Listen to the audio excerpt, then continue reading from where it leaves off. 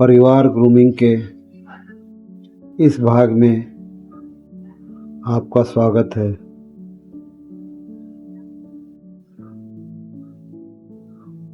अपने टैलेंट को हमें देखना होगा, अपने को समझना है। सींग में आक्रमण है और पूंछ में सुरक्षा, दोनों का महत्व है। किसी बात को मुहावरे में समझाने में तुलसीदास जी को महारत हासिल थी।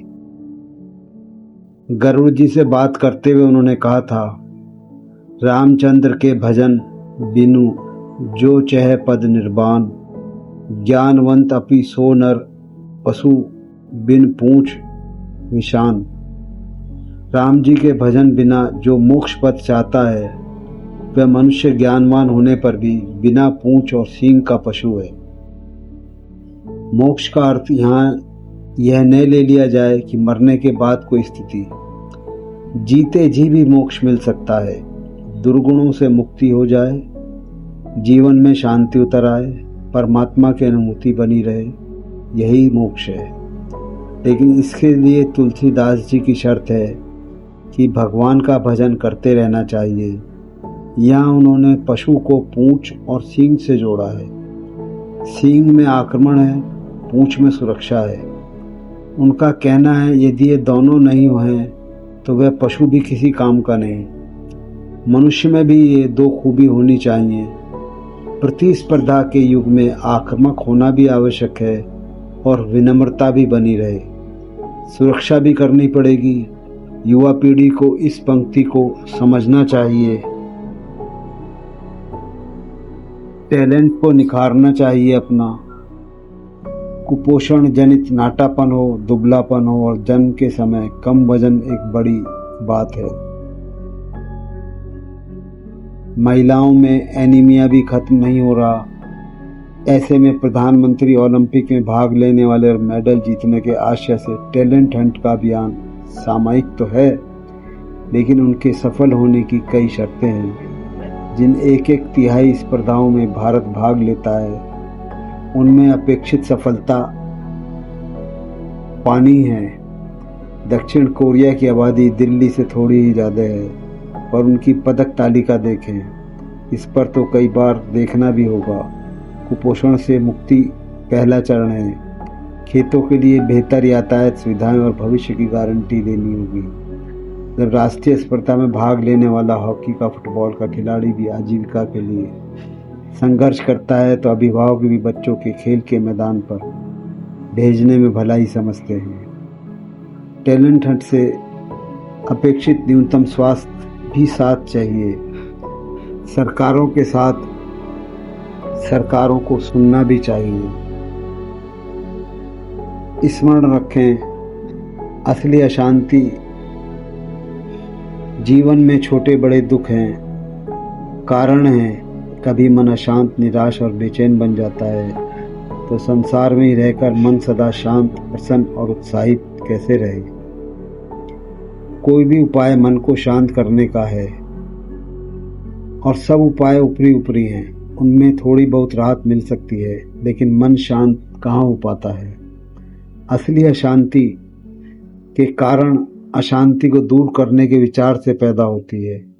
असली उदासी उदासी से नहीं, कैसे प्रफुल्लित हो जाऊं, इस धारणा से, इस विचार से, इस आकांक्षा से पैदा होती है।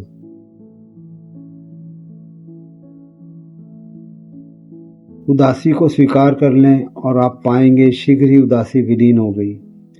उसकी स्वीकृति में ही उसका अंत है। अशांति अशांति के कारण होती है, लेकिन दूर करने के लिए अशांति को दूर हटाने के विचार मन में पैदा करना होगा। नहीं, कैसे दुखी हूँ, दुखी न हो यह न पूछें। दुखी हैं, दुख को स्वीकार कर लें।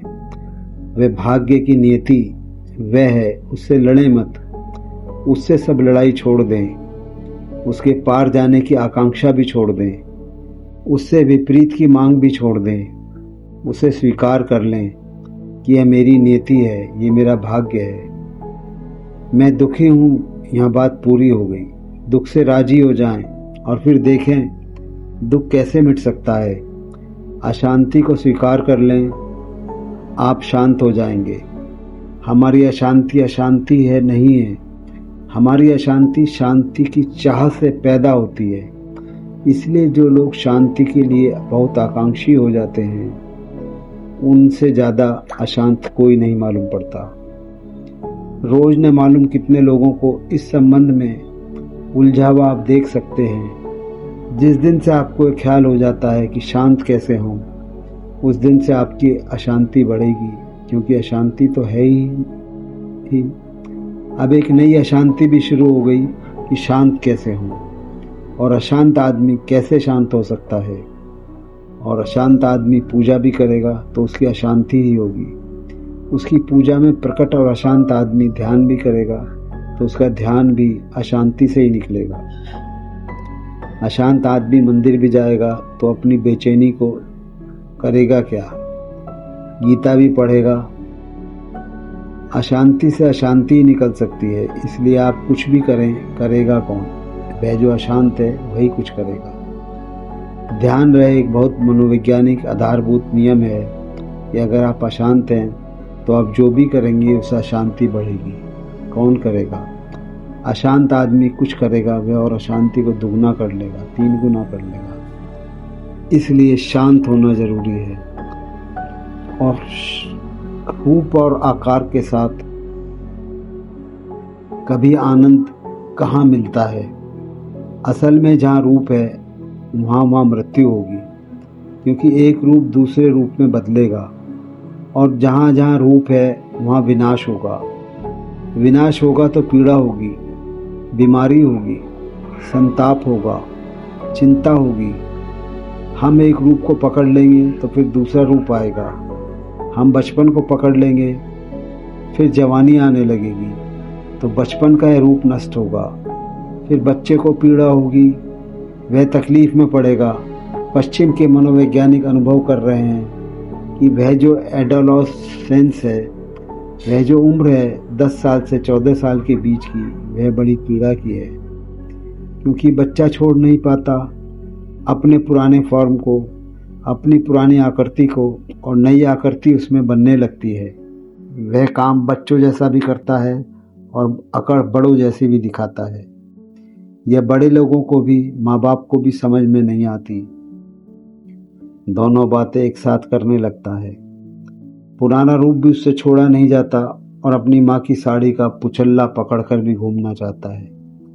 और माँ अगर जरा डांट दे तो वह पूरा सिर ऊंचा उठाकर खड़ा हो जाता है, तो बाप की ऊंचाई का हो जाता है।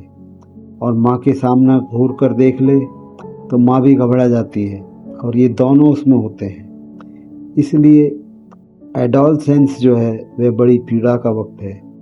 पुराना रूप छूटता नहीं, नया रूप असर्ट करता है, तोड़ता है। जैसे बीज टूटता हो तो पीड़ा तो होगी ही।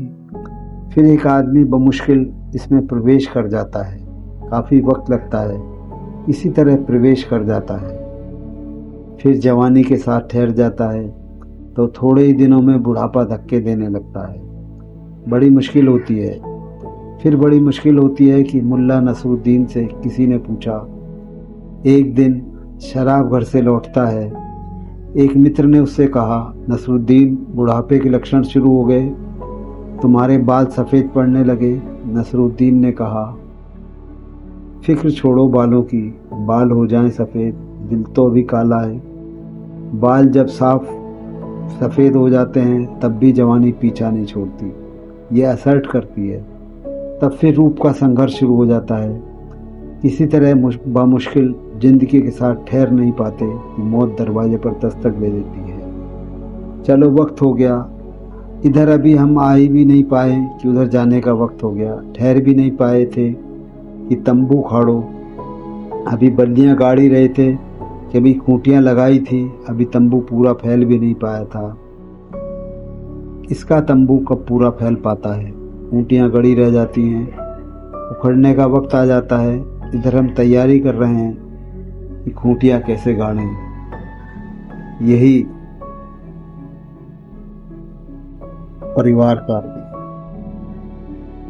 एक दिशा है, कैसे अपने को विकसित करें, परिवार को विकसित करें।